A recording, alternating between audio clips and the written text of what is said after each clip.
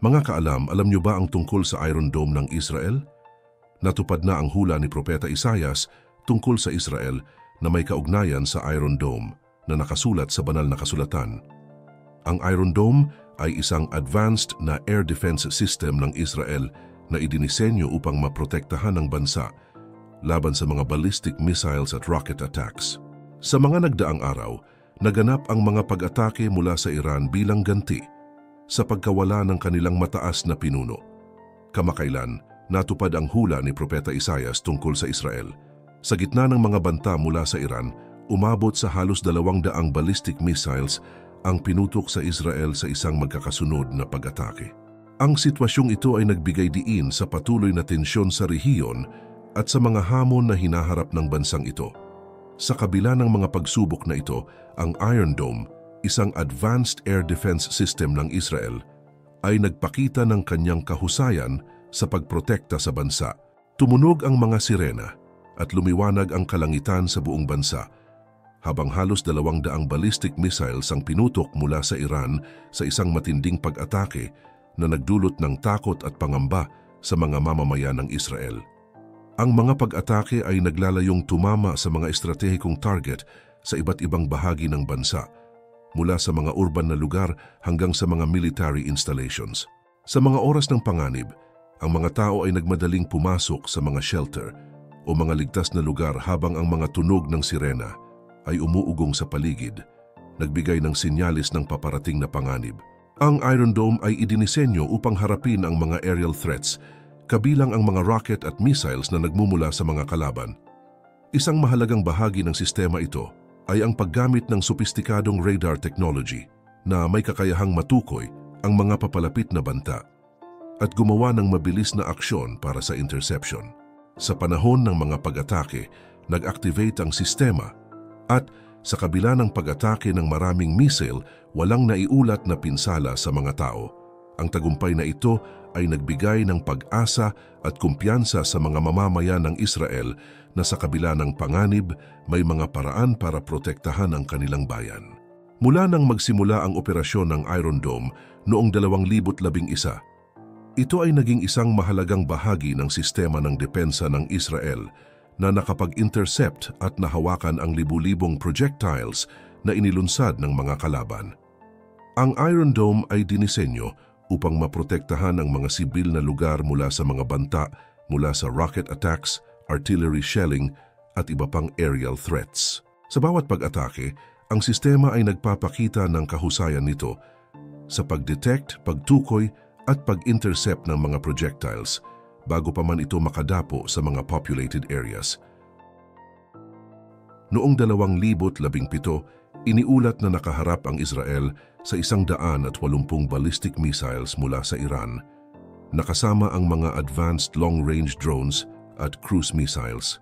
Ang mga missile na ito ay naglalayong tumama sa mga kritikal na estruktura at military targets sa Israel na nagdudulot ng panganib sa buhay ng mga tao at sa seguridad ng bansa.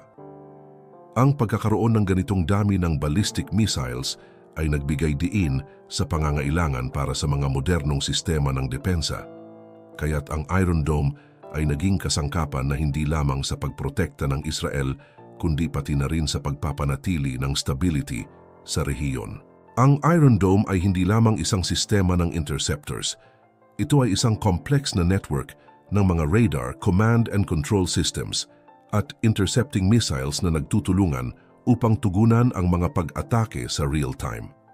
Ang sistema ay nilikha upang maharapin ang iba't ibang uri ng mga banta, mula sa maliliit na rockets na inihahagis ng mga militanteng grupo hanggang sa mas malalaking missiles na naglalayong lumampas sa mga hangganan ng bansa. Ang mga patuloy na pag-unlad sa teknolohiya ay nagbigay daan upang ang Iron Dome ay mas maging epektibo sa pagtukoy at pag-target ng mga bagong uri ng mga banta. Ngunit sa kabila ng mga matitinding pagsubok, ang Iron Dome, ang advanced air defense system ng Israel, ay nagpatuloy na nagbigay ng proteksyon sa bansa.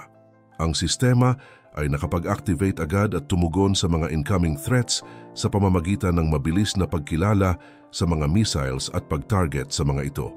Ang mga interceptor missiles ay nagtagumpay sa pagwasak sa karamihan ng mga banta bago pa man ito makadapo sa lupa, na nagresulta sa zero civilian casualties sa mga pangunahing urban na lugar.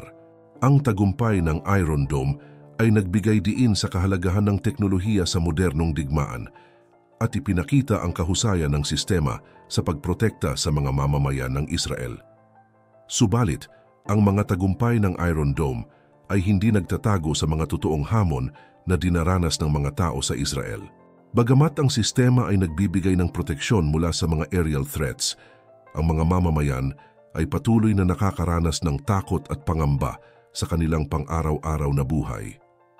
Ang mga pag-atake ay nagdudulot ng pang-psychological trauma na nagiging dahilan upang ang mga tao ay palaging nagmamasid at nag-iingat. Ang takot na dulot ng mga pag-atake ay hindi mawawala sa kabila ng mga tagumpay ng kanilang sistema sa depensa. Ang mga pag-atake mula sa Iran at iba pang kalaban ay nagbibigay diin sa pangangailangan ng mga mamamayan na magkaisa. Ang mga lider ng Israel ay patuloy na nagtatrabaho upang mapanatili ang seguridad ng bansa, ngunit ang mga mamamayan din ay may papel na ginagampanan. Ang pagkakaisa at suporta sa isa't isa ay mahalaga upang mapanatili ang katatagan ng bansa sa harap ng mga pagsubok. Ang mga pagkakataong ito ay nagtuturo ng aral tungkol sa halaga ng pagkakaisa, pagmamahal sa bayan at ang pagpapahalaga sa buhay. Sa kabila ng mga banta, ang mga tao sa Israel ay patuloy na umaasa sa kanilang pananampalataya. Marami sa kanila ang nakakakita ng mga kaganapang ito bilang bahagi ng mas malawak na plano ng Diyos. Bilang pinakamataas na antas ng air defense system sa mundo, ang Iron Dome ay idinisenyo upang pigilan ang mga rocket at missiles na nagmumula sa malapit na kalaban. Gumagamit ito ng advanced radar technology upang ma-detect ang mga banta at makagawa ng mabilis na aksyon para sa interception. Sa kabila ng mga banta mula sa mga kalaban, nagpatuloy ang Israel na itaguyod ang kanilang seguridad. Subalit sa likod ng mga tagumpay na ito ay ang tunay na labanan na dinaranas ng mga tao sa Israel. Habang ang Iron Dome ay nagbibigay ng proteksyon mula sa mga aerial threats, ang mga mamamayan ay nahaharap pa rin sa mga alalahanin at takot sa kanilang pang-araw-araw na buhay. Ang mga pag-atake ay nagdudulot ng pangamba at kahit na may mga sistema para sa seguridad, ang trauma na dulot ng takot sa pag-atake ay nananatili. Ipinakita rin ng mga kamakailang pangyayari na ang mga hula mula sa banal na kasulatan ay hindi malayo sa katotohanan. Ang mga alalahanin tungkol sa mga pag-atake mula sa Iran ay nagiging totoo at ang mga pagsisikap ng mga lider ng Israel na protektahan ang kanilang bayan ay hindi kailanman naging mas mahirap. Ang pangako ng Diyos sa Israel ay nananatiling matatag, subalit ang takot at pag-aalala ng mga tao ay patuloy na nagiging bahagi ng kanilang realidad.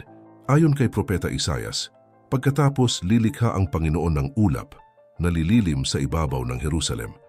Ang talinghagang ito ay nagpapahiwatig ng isang makapangyarihang simbolismo. Ang ulap na lililim ay kumakatawan sa proteksyon at presensya ng Diyos sa kanyang bayan, ang Israel. Ipinapakita nito na kahit ano paman ang mangyari, hindi kailanman malilipol ang bansang ito. At ang pangako ng Diyos sa kanila ay nananatiling matatag at hindi magbabago. Sa konteksto ng kasaysayan, ang Israel ay nakaranas ng maraming pagsubok mula sa mga pananakop ng mga banyagang imperyo hanggang sa mga digmaan at alitan sa mga kalapit na bansa. Sa kabila ng mga pagsubok na ito, ang mensahe ng Propeta Isaias ay nagbibigay ng pag-asa at katiyakan sa mga tao ng Israel. Ipinapahayag nito na sa likod ng bawat pagsubok at panganib, may isang mas mataas na kapangyarihan na nagmamasid at nagbibigay ng proteksyon sa kanyang bayan.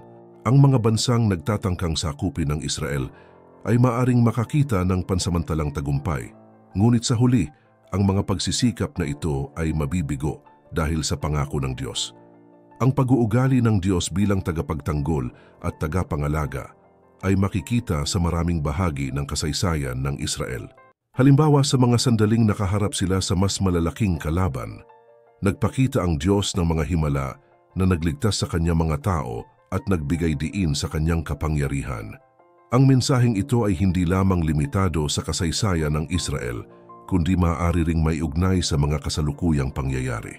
Sa kabila ng mga banta at hamon na nararanasan ng bansa ngayon, tulad ng mga pag-atake mula sa mga kalaban at geopolitical tensions, ang pangako ng Diyos sa Israel ay nananatiling buo.